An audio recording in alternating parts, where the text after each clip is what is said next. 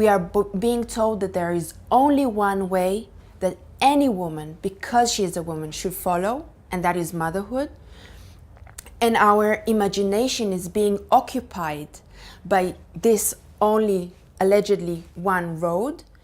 And we don't even want to talk about the possibilities that women might regret it. We don't want to talk about the possibilities that women may not be mothers and will not regret it. We just talk about this one road that is divided to two. Women who will not be mothers will surely regret. Mothers never regret.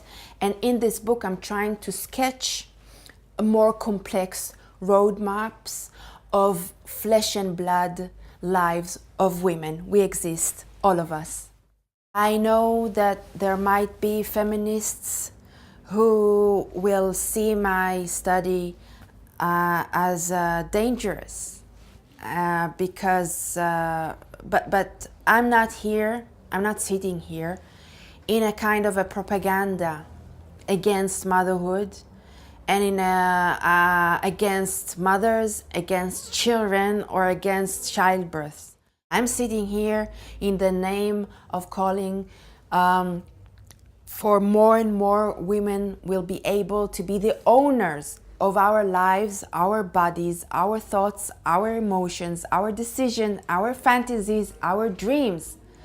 So I will not, I can't, I must not sit here and tell other women what to do.